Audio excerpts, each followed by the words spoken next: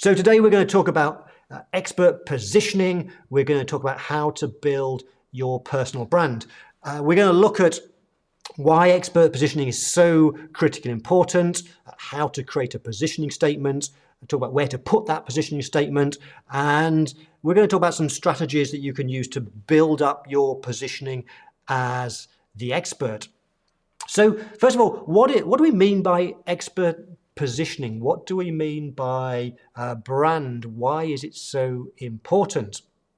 Well, in business, people buy from people. People buy from people. And particularly so in small businesses, but even big businesses, our buying decisions are sometimes linked or affected by the people who run those businesses. The respect we have for those people, whether it's Elon Musk, some people love Elon Musk, some don't, and that will influence people's decision whether to buy, for example, a Tesla. People buy from people. People buy from people they like. And not only do people buy from people, but people want to buy from the best, the people who are the experts, and particularly so in the smaller businesses like ours. And so expert positioning is all about you positioning yourself as the expert in your thing. It's about getting across your expertise, your reputation. It's about building your personal brand. And personal brand has become increasingly important over the years. When we think about branding, often what we think about is big companies. We think about the logos and the brand of Coca-Cola, Harley Davidson, and for small businesses, we might be thinking, well, we don't have the budget, we can't afford to build brands like Coca-Cola, like Harley Davidson. But what people have found is that whilst corporate brands are powerful, of much greater power are personal brands. Personal brands are much more important, much more persuasive because of this idea that people buy from people.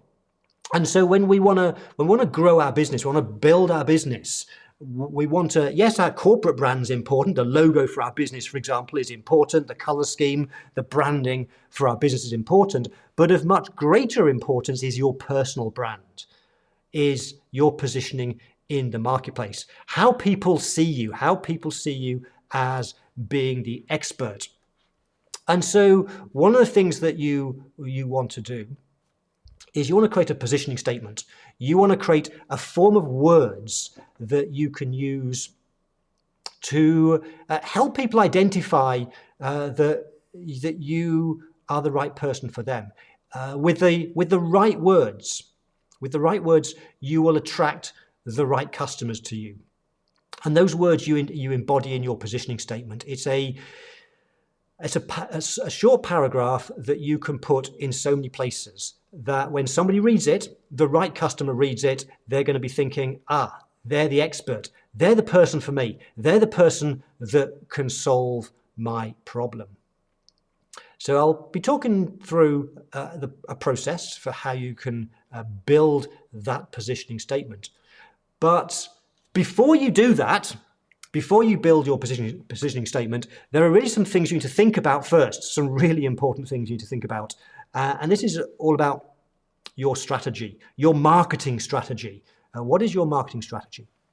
Big topic, huge topic, but I like to keep things simple and practical. And so we can break down marketing strategy down into 3 simple steps. 3 steps that I know we've covered on these sessions before when we talked about things like how to write copy.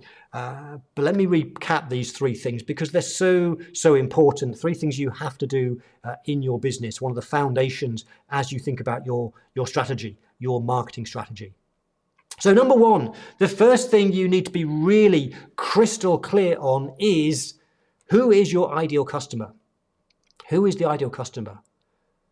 You want to make sure you're clear on that because it's not a strategy to want to have everybody as a customer. The more broad you are, the more you're not speaking to any particular person, the less attractive you'll be. The more your marketing, the more your words communicate to a specific type of person, the more effective it'll be. The more people will the right people will reach out to you. So we have to be clear on who is the ideal customer. And that means you'll want to think about, what are the characteristics? If you think about your existing A-grade customers, your best customers, if you think about them, what's special about them? What's particularly unique about them? What are the characteristics of those people? So things that you might want to think about is, where are they located? Is your ideal customer located in a particular country, a particular town? Is it in your region? Of course, it may be that you are a global business, and so it may be that location is not important. But if it is, think about, what is the ideal customer? Where are they based? When we're talking about business to business, you might want to think about the size of the business. Are you looking to work with big businesses, small businesses, perhaps business startups? What's ideal for you? What's the right type of customer? You might also want to think about not just physical characteristics like where someone's located, how big they are, but things like the personality. So what is their personality? What sort of person are you looking to attract? If they're in business, what sort of attitudes? Are you looking for somebody who is your ideal customer, ambitious, wanting to grow a business, for example? What are their attitudes? Think about your existing ideal customers, your best customers. What is it about them? What's it about their personality? What is it about their attitudes that makes them a great customer? If we can identify those sorts of characteristics, it'll help us to target and get more of those types of client. What about things like their financial situation? What, for example, income category? Do you want to work with people that have got huge pain? Perhaps you are focused, your best customers are those that are having cash flow challenges. Perhaps your best customers are those that are in desperate need of increasing their profitability. On the other hand, it may be that your ideal clients are people who are high net worth individuals. They've got businesses with very profitable. They could have huge income streams. So what is right for you? You need to decide. If we think about, for example, Apple have a very clear strategy that they are very much targeting at people that are more affluent, that can afford Apple products. They are purposely expensive because they're not looking to target everybody. They're not looking to target people on low income groups. So what is it for you? What type of customer? What's their financial situation? It may well be that if it's a business customer, how long they've been in business. It may be that you want to specialize in business startups, but it could also be that your ideal customer is somebody who is coming to the end of their business life. Perhaps you're helping them with exit strategy, for example.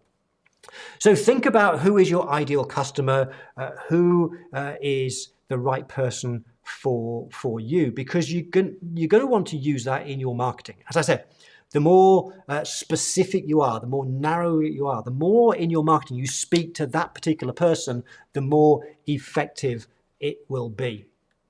So that's number one. That's the first part of your marketing strategy. Who is the ideal customer for you?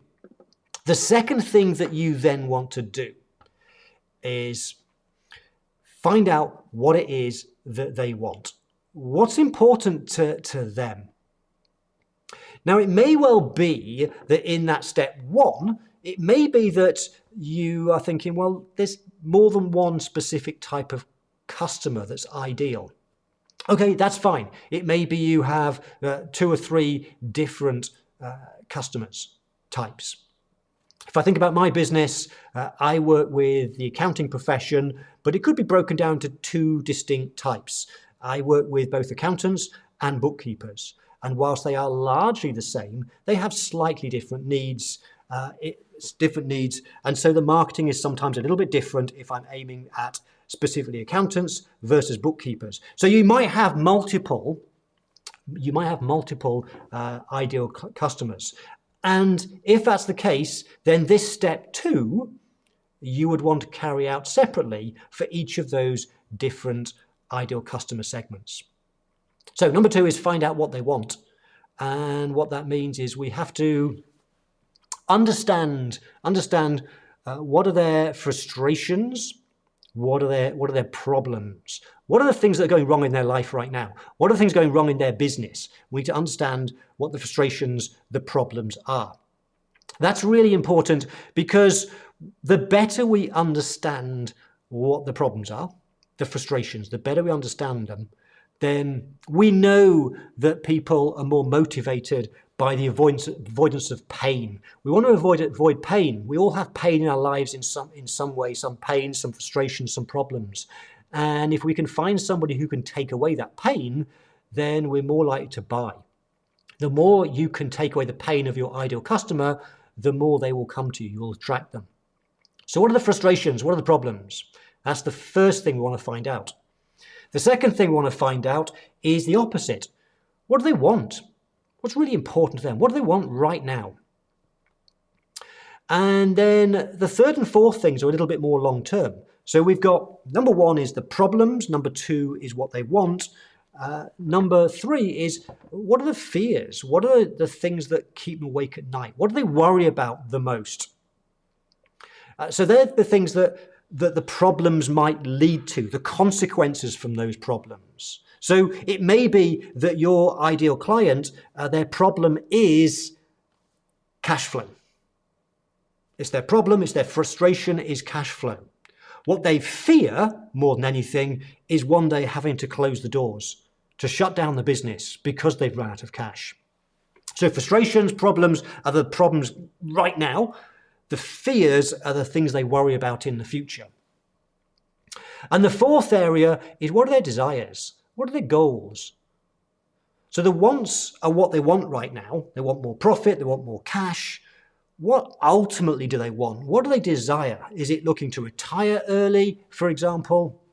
Is it looking to buy that holiday home? Is it looking to cruise around the world?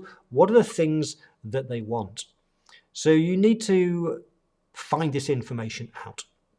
How do you do that? Well, a number of different ways. It could be that you ask your existing customers. Ask them what are their frustrations, what are their wants, their fears, their desires. You could also carry out surveys. If you're part of social media groups like Facebook groups where your ideal customers hang out, you can do polls, surveys, ask questions. You want to gather this data.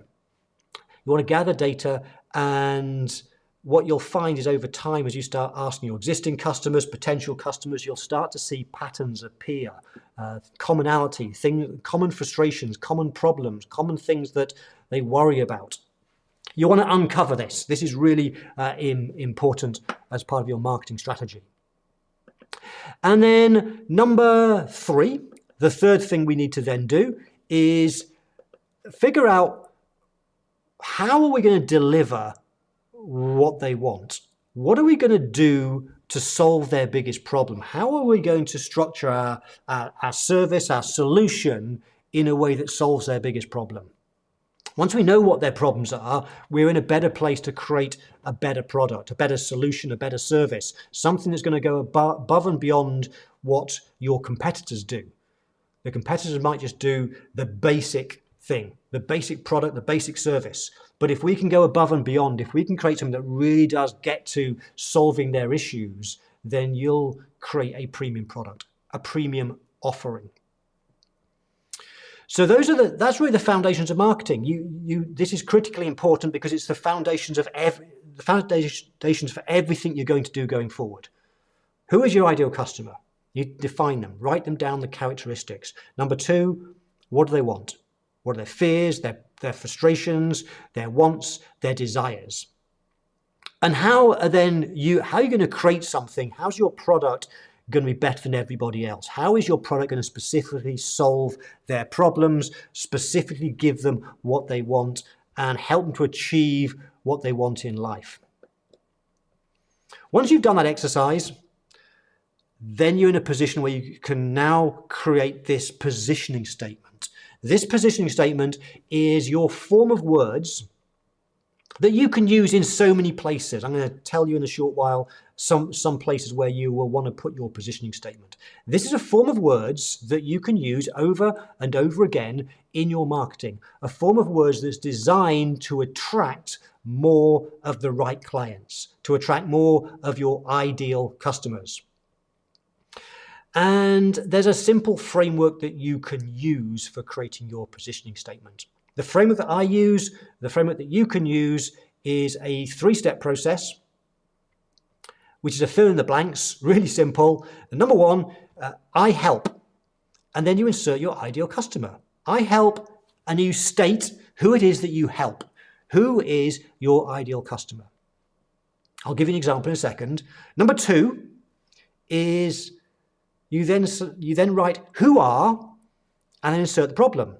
Who are struggling, who are suffering with, whatever the problem is that you've uncovered when you've looked into frustrations, problems. And then number 3 is to get a certain result. So I help. Who do you help? Who are? What's the problem they're facing? To achieve whatever the result might well be. An example might be, let's say that here it may be that your ideal customer are restaurant owners, and you're perhaps, let's assume, based in New York, and your ideal customer is based in New York. They own a restaurant. So the first part of your positioning statement might be, I help New York restaurant owners. Okay, so what's the problem they have?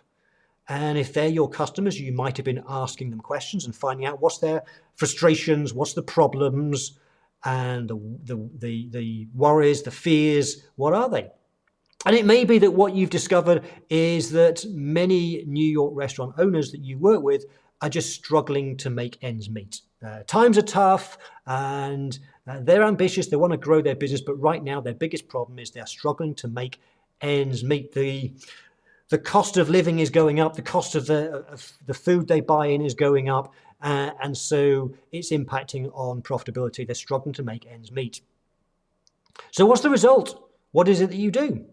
So it might be that if you're what's called a menu engineer, perhaps what you do is you work with restaurant owners to help them restructure their menu, restructure their pricing, so that you can help them get customers to spend more money, buy more. And it may well be that through your experience, through the work that you do, if that's what you do, menu engineering, price consulting, it may be that your experience shows that typically working with a restaurant owner, you could double their profit. So using that example and pulling that all together, then the positioning statement might be, I help New York restaurant owners who are struggling to make ends meet, to make simple yet powerful changes to their menu and pricing that often results in a doubling of profit. So imagine that that's you, that you're let's start again. Imagine that you are a restaurant owner right now and you're in New York. If you're in New York, you're a restaurant owner and you're struggling to make ends meet, but you're ambitious, you want to grow this business, but you're just struggling right now, times are tough. And you come across a website, an article, a brochure from somebody who says, I help New York restaurant owners who are struggling to make ends meet, to make simple yet powerful changes to their menu and pricing that often results in the doubling of profits. How likely is it that restaurant owner is going to reach out and think, that's my problem. That's me. I'm that person. I'm a New York restaurant owner. I'm having that problem right now. I need to have a meeting with these people. They seem like experts. They understand me. They understand my problem. They seem like the experts. So you need to do the same exercise. You need to just fill in those blanks. I help. Who do you help? Who is your ideal customer? Hopefully you've done that. You know who that is. I help New York restaurant owners who are, insert the problem, who are, whatever it might well be. Step 3, to do what? What do you help them to do? To make simple yet powerful changes to their menu. Let me give you another example using my own personal positioning statement. So this is an exercise I did many years ago. Over time, I've refined it. So this is really important to do. The 3 steps I went through, and also then to create this positioning statement. Please do not think it has to be 100% perfect the first time. Okay, nothing's ever perfect. Things evolve over time. Just get started, create something. And then it may be 6 months, 12 months down the line, you think, I think this set of wording might work better. You can change it, you can improve it, but get started in the process. So my positioning statement is this. I help accountants and bookkeepers who are working crazy hard, struggling to make ends meet, helping them to get their pricing right and increase their profits. So that's essentially what it is. I've perhaps not got it quite 100% right, but that's essentially it. I help accountants and bookkeepers, and I know from experience, I know from asking questions, I know from reading in Facebook group forums where they hang out, I know that most accountants and bookkeepers, their biggest problem, the number one problem, is they're working crazy hard, too many hours, and not making enough money, struggling to make ends meet. So that's the problem, the challenge that most of the profession has. And so what do? Well, I help people get their pricing right, which in turn helps them increase their profits. That's my positioning statement. And I use that in so many different places. So that's the first thing you need to do. Do those 3 steps, that marketing strategy, and then start to craft the words for your positioning statement. So where does it go? Where do you put that once you've created those words? Where would I do that? If I've created, I help accountants and bookkeepers who are working crazy hard, not making enough money. I help them to improve their pricing and make more profit. Where does that wording go? That wording can go in so many different places. So the most obvious place is on your website. You'll want to make sure that on your website, on your homepage, perhaps on your about page, you want to have your positioning statement. You want to make sure your website is really clear about who do you work with, who is the right client, what are the problems that you solve, and what do you do? What results can they expect from working with you? Now, of course, you can expand on your website. You might expand on that. So the positioning statement might be somewhere at the top of the homepage. And then later in the website, you may expand on that. Perhaps there's some case studies and stories, some testimonials that builds on that. But certainly you'll want to get it onto the website. Another great place that you might want to put it is if you've, for example, written a book or an ebook, then get it into your ebook. So, for example, my positioning statement is at the start of every ebook that I've created. Another place that you might put it is if you have any brochures, for example, any brochures, material that you send out to potential customers. And then another place might be any other content that you create, blog posts, for example. And there are many other places that you could put your positioning statement, but they would be some immediate ones that I would think of. Your website, if you create an ebook, any brochures, blog posts. Also think about social media. It may be that you have a Facebook group, a Facebook page, a LinkedIn company profile, whatever it might well be. Anywhere that has details about you, about your firm, add your positioning statement. Okay, so we use that positioning statement to attract more of the right people. The other thing we want to talk about today is, I mentioned that it's about your personal brand, about people want to buy from the best. They want to buy from the experts. When you position yourself as the expert in something, and your positioning statement will help you with that. When you have some particular expertise, you want to position yourself as being the best at what you do. Because, as I said earlier, most people buy from people, but people also want to buy from the experts. People want to buy from the best. They want the best solution. They want the best expert. And so if you can stand out as being better than anybody else in your industry, if you can be seen as being the expert in your industry, you will attract more of the right type of business. So how do you do that? How do you position yourself as being the expert? How do you build your personal brand, your reputation of being the best, of being the expert? And the answer to that is content marketing. It's one of the most powerful forms of marketing. It's about using content to position yourself as the expert. So let's talk a little bit more about what that is, how you can do that. So you want to think about your expertise. What is it that's particular about you that makes you special at what you do? How do you solve previous problems? How do you help people get results? And let's think about that example positioning statement earlier. It's imagine that you are a menu engineer, price consultant who helps people in the restaurant industry structure their menus right and get their pricing right.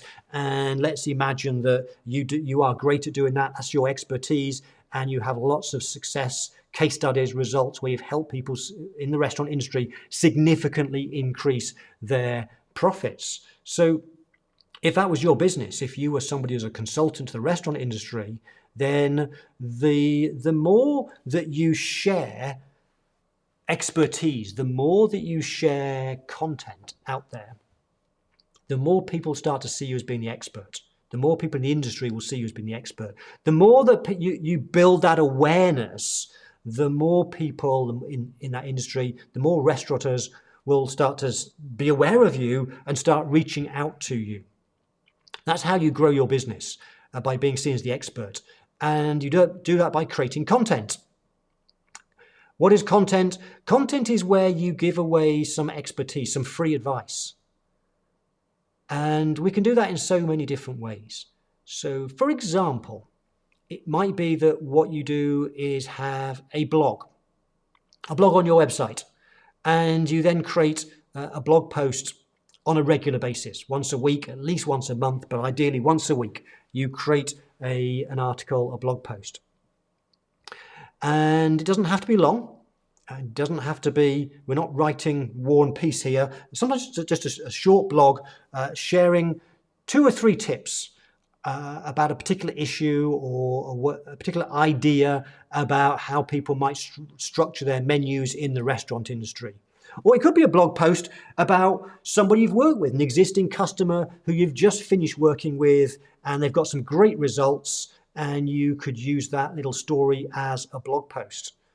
And so you write a little blog post once a week, for example. As I say, it doesn't have to be long, a few hundred words, and you post that. It could be posted to your blog on your website. Most websites, it's easy to create a blog on a website. It could be, if you have a LinkedIn profile, you could post it as an article on your LinkedIn profile. You could write it as a physical article if you wanted to. There are all sorts of different ways of doing it. But essentially, you create some content where you give some tips and some advice, or share a story of somebody you've worked with, what you've helped them do, the results they've got. And then as well as writing the article or the blog post, also create a few social media posts, tweets, for example, and get them out there across your social platforms. Say to people, I've just written a blog post sharing 3 great tips for business owners, for restaurateurs to improve the profits of their restaurant business. And as you get those messages out through, for example, social media, restaurant owners, your ideal clients, will start to see those messages, click through to the blog post, read it, and if there's some great tips in there, they're going to think, that person really knows their stuff, and I need someone to help me. I'm struggling in my restaurant right now. I need someone to help me. I need to reach out to that person. But here's the thing about content marketing. When you create, let's say, blog posts, I said to you that you probably want to create one at least once a week. Because when you're getting your message out there, when you're getting your expertise out there into the marketplace, and let's say that you are a consultant to restaurant owners, not every restaurant owner that reads that article is going to be ready to change and hire you straight away. It'd be great if they did, but that's not the case.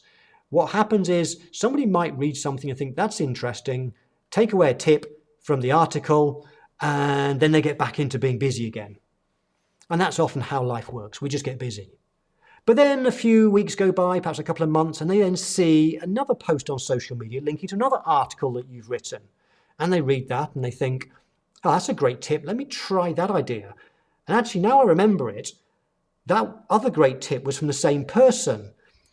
Now what's happening is they're now, the second time they've read something of yours, that's then reinforced or reminded them of you. And now you're becoming somebody they're now becoming more aware of. The first time they read something, it may not sink in who you are. They just read it.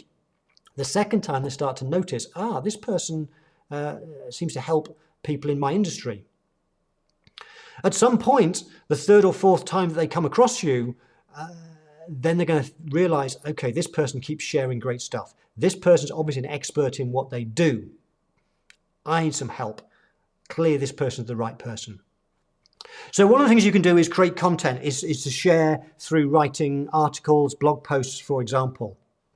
Another great thing that you could do is to write an ebook, or even a full book if you want. Because when you are an author, people see you as being the expert.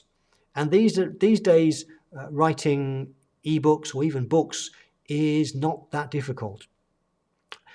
A book can be time consuming, but an ebook can be really powerful, and it doesn't have to be long. I've written many different ebooks aimed at different challenges and problems that my ideal clients have. And what I've found over time is that ebooks don't have to be long. They just have to be great content. What are the top tips for that particular ideal client? And once you've written an ebook, then people will start to see you as being the expert in your field. Another idea for you, another idea for building your personal brand, being seen as the expert, is through speaking. And I know that might be scary, but it's extremely powerful. Someone once said to me, the minute you cross the line of being from the audience to going on the stage, people see you as being an expert. And so if you want to raise your personal brand, if you want to raise your profile, if you want to be seen as being better than your competitors, as being the expert, the go-to person, then consider speaking. And that's so easy these days because speaking used to be, many years ago, a case of being on a physical stage. And that would mean either running your own event or being a guest speaker at somebody else's event. And that's great if you can do that. But now we have many more opportunities in this digital world that we live in. Yes, we can still do those things. We can still be a guest speaker at somebody's event. But we can also speak by doing live streams. We can speak on webinars via using tools like Zoom. There are so many ways to get our message out there through live streaming, YouTube Live, Facebook Live, LinkedIn Live, or through running webinars. And when you turn that camera on and share something and share some knowledge, people start to see you as being the expert. And if you do that regularly, then over time, increasingly people will see you as being different to everybody else. It's going to raise your personal brand. It's going to raise your positioning in the marketplace. People see you as being the expert, and that means you'll attract more of the right customers. People will seek you out. People want to work with you. And also, I've not said this yet, but when you are seen as being the expert, when people see you as being the best, then not only will you attract more people, but you can charge premium prices. Because everybody knows that there's a link between quality and price. If somebody wants the best, they know they're going to have to pay more for that. So the more that you build up your personal brand, you're not just getting more of the right customers, it's also helping you to charge higher prices.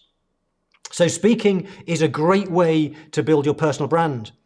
Another way to do it is through video. So rather than live speaking on a stage at an event or speaking on a webinar, you could also do video.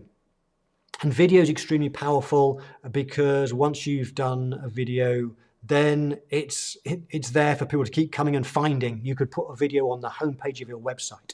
You could put a video on a YouTube channel, for example. Videos are so powerful. And if you can combine multiple of these, the more of these that you use, the better, because different people learn in different ways. Some people like to read. Some people love reading blog posts. And if many of your ideal customers like reading and all you're ever doing is videos, then you're missing out on that part of the marketplace. There are other people who prefer to go to YouTube and watch stuff and watch videos rather than reading. Personally, I prefer watching videos as part of my learning and finding out information rather than reading articles. My go-to place would be, if I ever want to learn anything, I will go to the search engine of YouTube rather than Google, because I'd rather watch a video. That's the way I learn. I'm a visual person. But other people are auditory and prefer to read their information. So the more different types of content that you can create, the more that you'll get your brand out there. You'll get your expert positioning out there to more people, which will of course then attract more people to you. And the other big advantage of doing multiple different ways of creating content is you can then save a huge amount of time by doing what's called repurposing. Repurposing means you take one piece of content and you reuse it in different ways. So a great strategy would be to, let's say you do a live stream. You do a 30-minute live stream where you have a live audience and you teach something, or it could be a webinar. And then once you've done that, you take the recording. You take the recording of that 30-minute presentation you've done on a webinar or a live stream. And that 30-minute recording, you can upload onto a YouTube channel as a video. You could put it on a page of your website. So now, as well as the live presentation you've delivered, as a byproduct of that live presentation, you've got a video that people can keep coming back to. And then what you can do is you could extract the audio from that video and you could launch a podcast, because some people prefer to listen to information rather than read it or watch it. So a podcast is a powerful way to build your personal brand. Just extract the audio from the video. There's no extra work to do. You've done a 30-minute webinar or live stream. You've now got a video for your website and a YouTube. You've also then got the audio as a podcast. And then next, what you can do is get that transcribed, which is very easy. There are places you can go outsource very quickly, and within 24 hours you can get the transcription. You can get the words, and then from that transcription, there's a blog post or an article that you could use. And then perhaps when you've done, let's perhaps say you've delivered 3 or 4 live streams, and as a result of that, you've got 3 or 4 different written blog posts, you could then take those all and create an ebook. Your ebook could simply be the highlights of some of your best blog posts. That's called repurposing. It's extremely powerful. It's about creating content fast, creating more content without having to reinvent the wheel. We just take one piece of information, one piece of value that we've created, and then from that, we can take the video, the audio, the written piece, and use it in so many different ways. That's how we build our personal brand.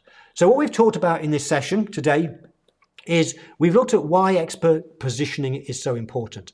The fact that people buy from people in business, and that people want to buy from the best. They want to buy from the experts. And so we want to get our personal brand across there, across our expert positioning, our personality, across to people. Personal brand is much more powerful than corporate brand. We've talked about how to craft a positioning statement. And of course, to do that, we have to have a marketing strategy. We have to first know who is our ideal customer. We need to know something about them. What are their frustrations right now, their fears, what are their wants, what are their desires. From that information, we can create our positioning statement. And then we can use content marketing to position ourselves as the expert. And as we start getting more content out there, we will reach more and more people. People will search you out. Your marketing becomes much more powerful when people see you as the expert, when you build brand awareness. Thank you for watching this session. We're going to go into questions next, or very soon. I have a couple of announcements I have to say. How are we doing? We've got 15 minutes. So we're going to do questions in a second. Before we do questions, 2 things. Firstly, as I said at the outset, you get to choose the topic. Last month's session, you voted for this particular topic. And so we have, just bear me a second, I have to go to here and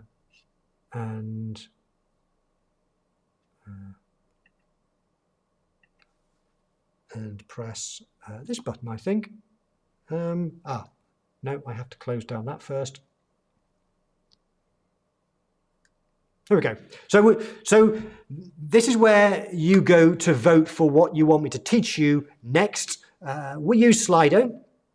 You have 3 ways to access the poll. Either if you have your phone, you can use the QR code, or you can go to slido.com and put in those digits. Or very soon, I can see it coming in now, Sarah is going to post for you the link you can simply click on. So I think there's the link. She's posted it in YouTube. She's posted it in LinkedIn. If you're on Facebook right now, I think it'll appear very, very soon. And if you go to the poll, if you click on the link, here's your options. So what do you want me to teach you next? Do you want me to teach you referral systems for getting new customers? Would you like me to teach you how to get out of debt fast? Would you like me to teach you how to pre-qualify clients and avoid time wasters? Would you like me to talk about guarantees, the power of guarantees? Or would you like me to talk about getting and using testimonials? So there's 5 topics. Which one would be most useful to you? And that's what we'll cover next time around. While the votes are coming in, I'll come back to that. So keep the votes coming. Let me tell you the date of the next time I'm doing a live stream.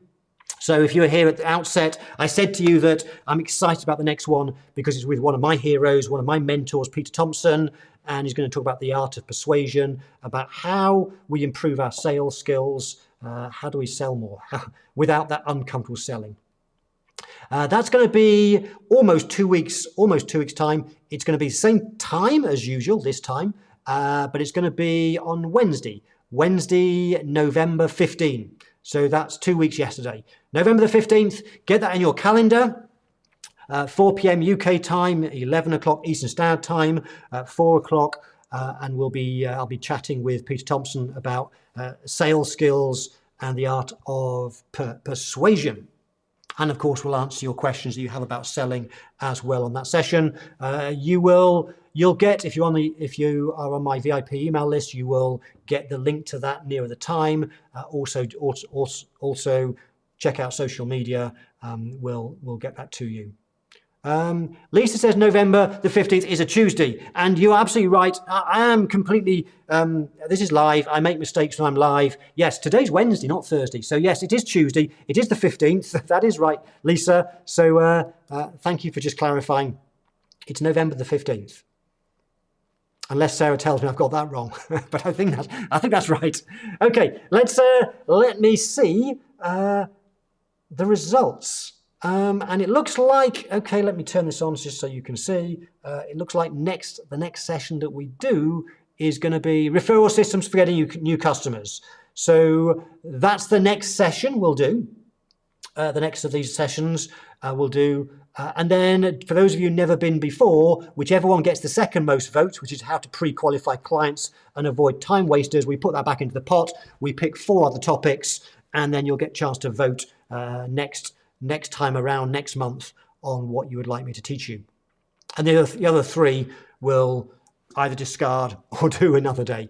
Okay, so let's go on to questions. What questions have you got about anything I can help you with? If it's about today's content, that's great, or any other questions that you can think of. We have 11 minutes for questions. I can see certainly there's one from Lisa. I'm just seeing if there's any before that. I think the first one's Lisa's question. Okay, so what does she say? She says, I struggle with number 3, which is the 3 steps of marketing strategy I talked about. I struggle with Number 3, how can I deliver what they need and want? I'm a bookkeeper, not a consultant advisor. I have no confidence that I could deliver what they need to a result. Any advice? Yes, Lisa, that's a great question.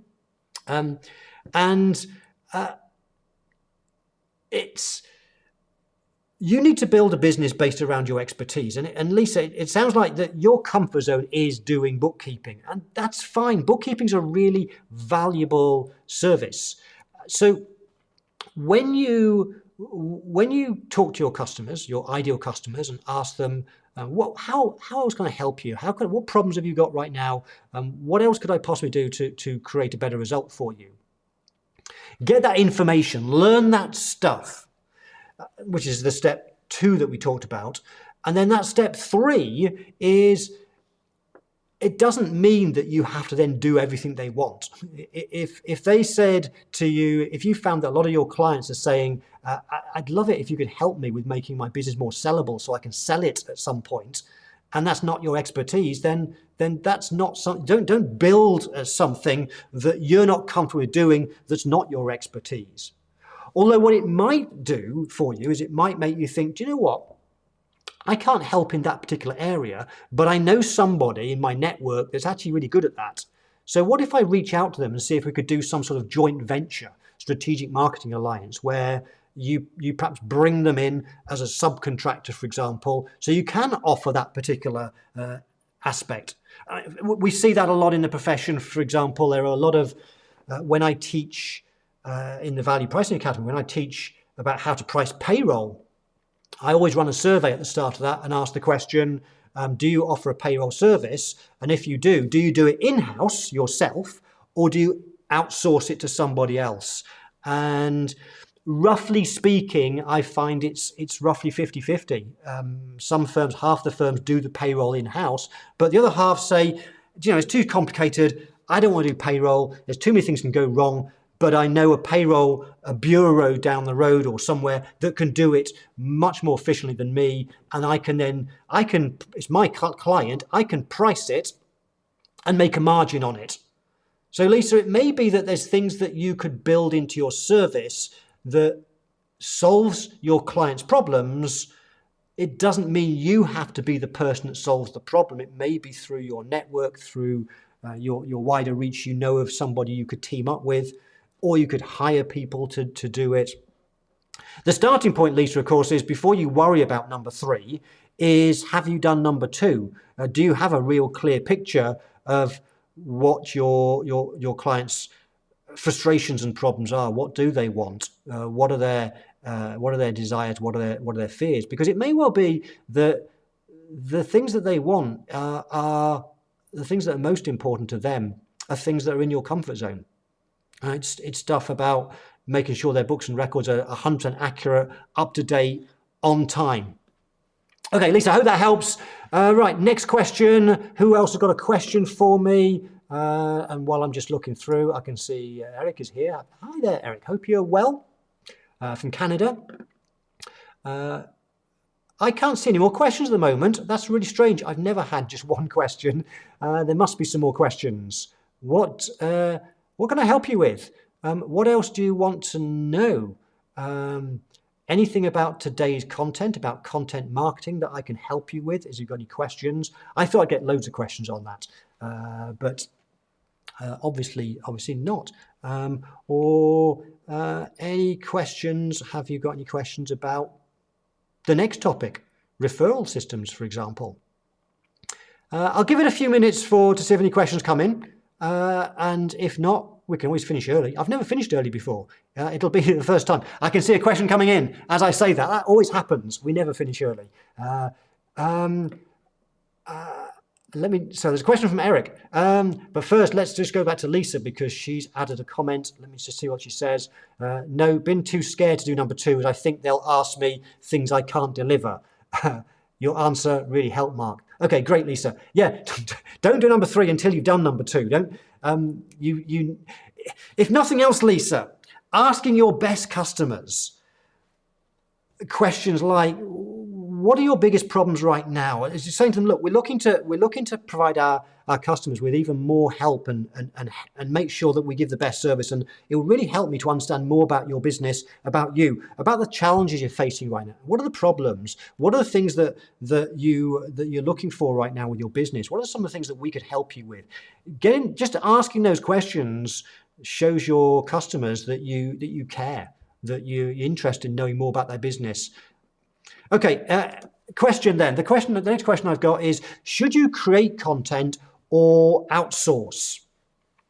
And my view is that the content itself you should create, because you're the expert. It's about your expert positioning, your personal brand. I would definitely create the content. However, you can outsource or delegate most of the repurposing. Let me explain what I mean by that, Eric. So one of the things that I do is I do a lot of my content is live streams, webinars, because I find it really easy and it's great fun as well. When I first did it, I was nervous as hell, but like everything, the more you do it, the easier it gets. So this live stream, for example, and you'll know I do a live stream at least once a month. I do loads of webinars and so on. This live stream, it will be recorded because it will sit on YouTube. What then happens is my daughter Gabby, what she does is every time I do a video, every video you'll see on my YouTube channel, and there are hundreds of videos on my YouTube channel. Every video that we do, what we do straight away is we then get a transcription. I forget who we use right now. I shouldn't remember, but anyway, we have a system where within 24 hours we've got the transcription. And then my daughter, who's an English graduate, she goes through it and she turns it into a blog post. And we have a system for creating blog posts. We keep them to about 500 words. They're not particularly long. And if it's a 5-6 minute YouTube video, that's ideal for a 500 word blog post. If it's a longer session like today, Gabby might turn that into a series of perhaps 3 blog posts. So today she may well do a blog post on, I'm guessing, I'm talking for her, but I'm guessing she'll do a blog post all around the importance of expert positioning. People buy from people buy from the experts. She'll probably do a blog post around the 3 steps of marketing strategy and the positioning statement, and she'll probably do a blog post based on then content marketing, I'm guessing. And then from that blog post, she'll then take extracts and create some social media posts, and then she'll put those social media posts through Meet Edgar system. And so we have constantly social media stuff going on autopilot automatically. Each social media post, whether it's a tweet or whether it's a Facebook post, a LinkedIn post, whatever, will reference either one or both of the blog post or the video. If people go to read the blog post, there'll be a reference to go and watch the video. And so the whole thing's outsourced, Eric. The only thing that I do is the content itself, is the teaching. So I believe, going back to your question, is you are the expert. Your goal is to get your expertise out of your head into some format as quickly and easily as possible. Video is the quickest, easiest way to get content out. Once you've got the content in some particular format, you can then outsource the process of repurposing, of doing other things with that content. Okay, we've now got loads of questions in and just 1 minute to go. So let me see if I can do these 2. We'll do 2 questions. Hemant, I don't think we've ever met. So hi there. Says, you mentioned pricing to help restaurants. Is it similar to value pricing knowledge applied to another field? Yes. I was simply making up an example to give you an example of a positioning statement, and I just randomly chose restaurants. But it is actually, pricing is so important. I teach pricing to the accounting profession. I also teach to members of the Value Pricing Academy. I teach how accountants and bookkeepers can offer advisory consulting service around pricing, how you can take the things that I teach in the Value Pricing Academy and you can take those ideas and teach your clients and offer a price consulting service. And And if you take the restaurant industry, for example, there is actually a niche consulting industry called menu engineers. And what menu engineers do is they understand the psychology and the words and pricing in that particular industry. There are so many things that you could do in menu engineering to help restaurants get better prices using anchoring on the menus and so many other things. So there is, I use that example because I know from my pricing teaching that there's a lot that can be done to help restaurant owners get their pricing right, because usually they have no idea what they're doing. The prices on their menus are just usually them trying to be competitive with the restaurant down the road, which is the wrong approach. Okay, last question. We have gone over by a minute, but I do want to answer, or at least look at Charlotte's question. What does Charlotte say? Charlotte Derbyshire, good to see you again. I've just drafted my first ebook. Congratulations, that's amazing. Do you have any recommendations for a landing page software to use? I feel a little overwhelmed with choices. If I Google it, thank you. Yes, I do. You are right. There are so many options for landing page software. So let me give you a few. ClickFunnels I've never used ClickFunnels, but I think it's one of the better ones, and there's a lot of stuff you can do. There's one called Lead Pages, and I started out using Lead Pages, and I loved it. It was really simple and easy to use. So Lead Pages is great. We use a platform called Kajabi in our business, and that creates pages like that. But Kajabi is more expensive and more for people selling online courses and products. So I probably wouldn't do Kajabi unless you're also selling online courses. The one that we use for most of our landing pages is Instapages. And all our pages are built by my daughter Gabby and Sarah's daughter Emily. I think it was Emily chose Instapages. I don't know why she chose Instapages over Lead Pages, but she loves it and it creates some great stuff. There are many others as well, but I think that I would recommend to you that either one of those three, ClickFunnels, Lead Pages, or Instapages, will work perfectly fine. They're great ones. So hope that helps. If you join a session sometime in the future, which Emily does, and you want some help with Instapages, she can help with Instapages because she uses it. And Sarah's put the web address for Instapages. That's the one that we use. I'm not saying it's the best, but we do love it. It works really well. So any of those three will serve you great. Hope that helps, Charlotte. Right, we are 3 minutes over, so that wasn't too bad. Thank you for those questions that came in. Eric, Lisa, Charlotte, Hemant, great questions. I will see you hopefully a week on Tuesday, the 15th of November, where I'll be chatting with my hero all about influence and sales, session with Peter Thompson. It's going to be a great session. If you've got any sales questions about how to do selling, think of those questions, come to that session with those questions, and Peter and I will help you with selling. See you all soon. As usual, I'll play out with some music. If you liked it, by the way, sorry, Lisa, I beat you to it. If you liked the session, please hit that thumbs up or like button wherever you are. I'd really appreciate that. I'll play out with some music and see you again soon. Bye for now.